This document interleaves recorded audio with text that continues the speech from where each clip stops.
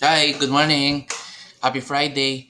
So, actually, akala ko nga today sa Mass, medyo boring yung message or topic. Pero, alam niyo, sa totoo lang, ang dami kong natutunan today in Mass. So, ito po yung mga natutunan ko today na messages ni God for us.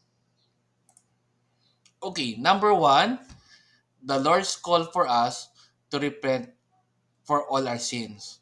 Is either we accept or reject this call. So, gusto po sabihin sa atin ng Diyos na magsisi tayo sa mga kasalanan na ginagawa po natin and nasa sa atin po ang choice kung gagawin ba natin ito o hindi. Biro nyo, ang ganda nung sinabi ni Father na hanggang ngayon natatandaan ko. Sabi niya po is, ang Diyos, hindi tayo pinipilit na gawin or sundin yung kanyang mga sinasabi or mga messages niya. Nasa atin pa rin ang choice para gawin 'to o hindi. Kumbaga, gano'n niya tayo nirerespeto, like sabi nga ni Father, nirerespeto ng Diyos yung choice natin na gawin o reject yung call niya na magsisi tayo sa mga kasalanan po natin. Biro niyo, ang laking impact po nun sa mga buhay pa natin. So, pero siyempre ako, mas maganda sundin na po natin ang ah, message ng Diyos sa atin para magawa po natin yung call niya sa atin.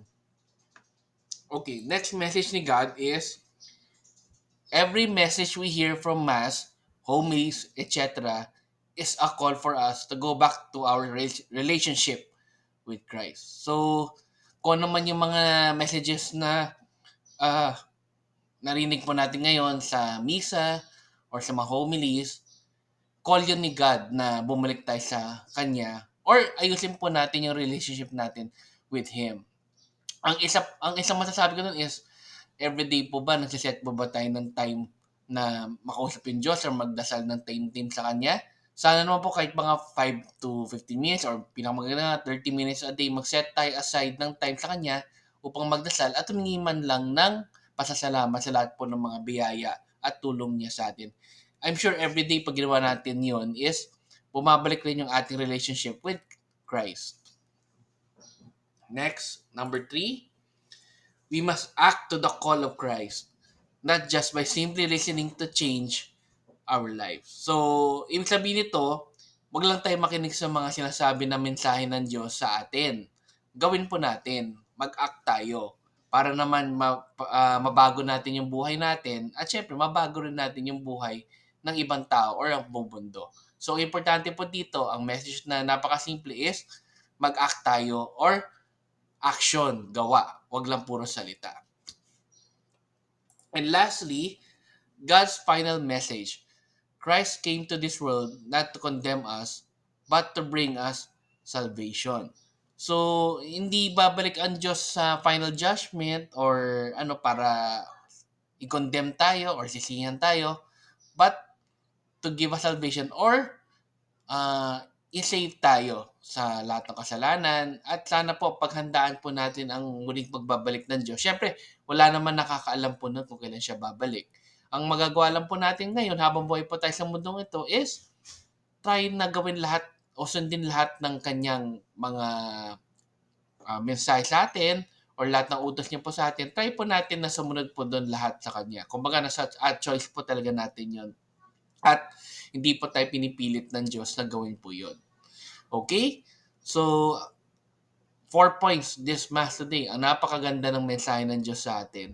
So, sana po ay mapagnilayan natin ito ngayong weekend and maraming maraming salamat po ulit sa pakikinig and happy weekend po sa inyo.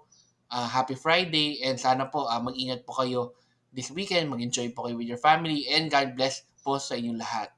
And let's magkita-kita po ulit tayo sa Lunes for our next messages or learnings na binigay po ng Diyos para sa atin or natutunan ko po. Okay? With this, let's end with our daily Thanksgiving prayer. Thank you very much po. Let's also end this kung ano po yung natutunan po natin with a simple prayer. In the name of the Father, Son, the Holy Spirit. Amen. Lord, maraming maraming salamat po for this week. I'm sure most of us are working. Maraming salamat po na mag end up po yung araw po namin today and makapag-spend kami ng time with our families this weekend and makapagpahinga po kami.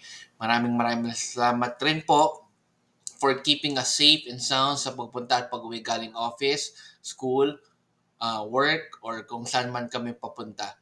Lord, maraming salamat rin po sa revelation po ninyo na may choice po kami na sundin po kung ano po yung utos po ninyo na magsisi po sa mga kasalanan po namin. And hopefully, lahat po kami ay maging choice po namin na sumunod po sa mga utos po ninyo at paghandaan po yung muli po niyong pagbabalik kung kailan po man yun. Thank you Lord for all the blessings that you have given us and God bless po sa inyo at God bless po sa aming lahat. Amen. In your Father, Son, Holy Spirit. Amen. Daily thank you prayer. Lord, thank you very much for all the blessings that you are giving us every day. Thank you for our food, safety, security, guidance, and all your blessings. Please avoid us getting sick from all illnesses and forgive us for all our sins. Lord, I pray that all our hopes and dreams will come true in your own time. Again, Lord, thank you for all the blessings that you have given us. Amen.